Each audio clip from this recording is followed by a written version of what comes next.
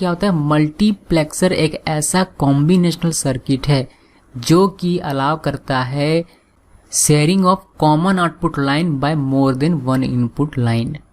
या फिर दूसरे शब्दों में कहूँ तो ये इनपुट्स को सिलेक्ट करता है आउटपुट के तौर पर, लेकिन इनपुट को जब सिलेक्ट करता है तो वो सिलेक्ट किया जाता है इसके सिलेक्ट लाइन के द्वारा। तो अभी हम लोग ये सारी चीज़ें यहाँ देखेंगे कि कैसे सिलेक्ट करता है और क्या सिलेक्ट करेगा तो क्या आउटपुट आएगा, ये सारी चीज़ें हम लोग देखेंगे।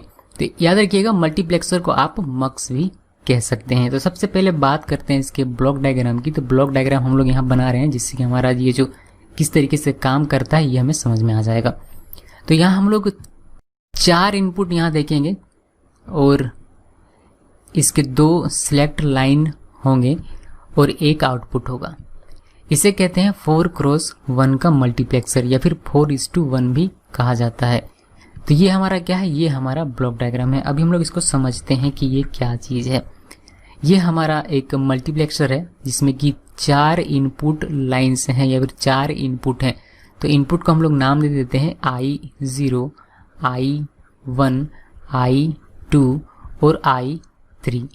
ये हमारा सिलेक्ट लाइन है। यहाँ सिलेक्ट लाइन ये S0 और ये हमारा S1, ये हमारा क्या है, सिलेक्ट लाइन है। और यहाँ आउटपुट के लिए हम लोग इसको O लिख देते हैं। तो ये जो इनपुट है ये इनपुट आउटपुट के तौर पर आपको मिलेगा इस सिलेक्ट लाइन के द्वारा, जो भी सिलेक्ट किया जाएगा वह। यहाँ आप देखें कि ये एक कॉमन आउटपुट लाइन है जो कि शेयर किया जाएगा इन सभी इनपुट लाइन के द्वारा। इस कॉन्सेप्ट में 2-3 क्वेश्चन आते हैं बच्चों के मन में कि आप जब ब्लॉक डायग्राम इसका बनाते हैं, मान लीजिए कि 4x1 का है, क्वेश्चन में 2x1 का आता है, 8x1 का आता है, 16x1 का आता है, 32x1 का आता है। तो उस वक्त 32x1 है तो वो तो पता चलता है कि 32 इनपुट्स देने हैं और हमेशा मल्टीप्लेक्सर में हमेशा एक ही आउटपुट होगा। तो वो 1 हमेशा ये जो है कांस्टेंट रहेगा, यानी कि 1 ही यहाँ आपको मिलेगा। चीज़ें यहाँ बदलती हैं 2, 4, 16, 32। तो ये सारी चीज़ें, तो यहाँ जो भी हो, जैसे यहाँ 4 है तो हम लोग इसको 4 इनपुट देते हैं, ठीक है।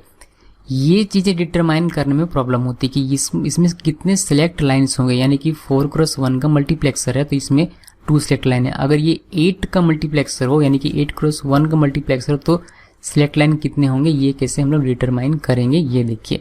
तो यहाँ हम लोगों ने कैसे डिटरमाइन किया है ये हम लोग देख लेते हैं। मैं सिंपल तरीका आपको बताता हूँ, ज़्यादा क्रिटिकल नहीं। वैसे बहुत सारी चीज़ें होती हैं इसमें, बट मैं आपको सिंपली एक फॉर्मूला बता देता हूँ जिससे कि आप इसको आसानी से पता लगा पाएंगे। तो यहाँ n होता है, n का मतलब होता है नंबर ऑफ इनपुट। तो n = 2 to the power s, s का मतलब सिलेक्ट लाइन। तो आप यहाँ देखेंगे कि यहाँ नंबर ऑफ इनपुट कितना है, आपका 4 है। 4 को =2। अब यहाँ s की जगह में कितना लिखेंगे कि ये 4 आएगा, तो s की जगह हम लोग 2 लिखेंगे जिससे कि हमारा ये 4 के इक्वल हो जाएगा। तो इससे हम लोग कहेंगे ये s इक्वल कितना होगा, 2 होगा, यानी कि 2 सिलेक्ट लाइन हमारे होंगे। उसी तरीके से अगर आपका जो मल्टीप्लेक्सर है उसमें इनपुट की संख्या अगर n = आपका 8 होता है तो इसके अकॉर्डिंग, यानी कि 8 है तो इसमें हम लोग जब लगाएंगे इस फॉर्मूला को तो n = 2 to the power s होगा।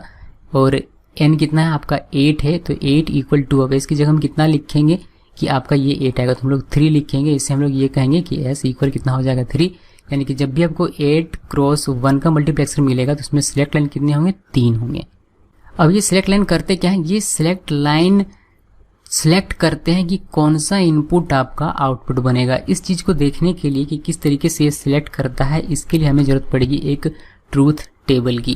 तो ट्रूथ टेबल में सबसे पहले पॉसिबिलिटीज़ लिख लेते हैं S0 और S1 की। जब S0 0 और S1 0 हो, सबसे पहले पॉसिबिलिटीज़ मैं यहाँ लिख लेता हूँ। पॉसिबिलिटीज़ लिखना हम लोग जानते हैं, हम लोग लिखते हैं 2 times 0 then 2 times 1, 1 times 0 then 1 times 1, 1 times 0 then 1 times 1। ऐसा लिख लेने से क्या होता है कि हमारा ये आसान हो जाता है समझना कि हाँ ये इस तरीके से हमारा फिलअप हो गया। अब हमें सिर्फ करना ये है कि इसके करस्पॉन्डिंग हमें इनपुट को आउटपुट बनाना है। तो आउटपुट क्या होगा, जब S0 0 और S1 0, यानी कि ये 0 और ये 0 होगा तो कौन सा इनपुट सेलेक्ट किया जाएगा आउटपुट के लिए। तो जब S0 0 S1 0 रहे तो आउटपुट आपका होगा I0। फिर जब S0 0 हो और S1 1 हो तो उस केस में आपका आउटपुट होगा I1। फिर जब S01 हो यानी कि यहाँ आपका 1 हो और यहाँ आपका 0 हो तो उस केस में आपका आउटपुट जो होगा वह आएगा यहाँ क्या I2। उसी तरीके से जब S01 हो और S1 भी 1 हो तो आपका जो आउटपुट होगा वो होगा I3। ठीक है, तो ये आपका बन गया मल्टीप्लेक्सर 4x1 का ट्रूथ टेबल। ओके, तो समझ में आ गया कि किस तरीके से सिलेक्ट करता है। ये सिलेक्ट करता है जब S0 और S1 दोनों 0 हो तो आपका आउटपुट कौन बनेगा, आपका आउटपुट बनेगा जो भी यहाँ होगा, यानी कि I0 आपका आउटपुट बनेगा। जब 0-1 हो तो आपका आउटपुट बनेगा I1, यानी कि ये वाला आपका आउटपुट बनेगा। जब 1-0 हो तो आपका आउटपुट बनेगा I2, यानी कि ये वाला आपका आउटपुट बनेगा। जब 1-1 हो तो आपका I3, यानी कि ये वाला आउटपुट बनेगा 4x1 के मल्टीप्लेक्सर में।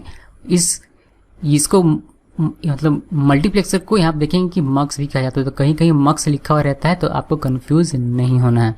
ओके।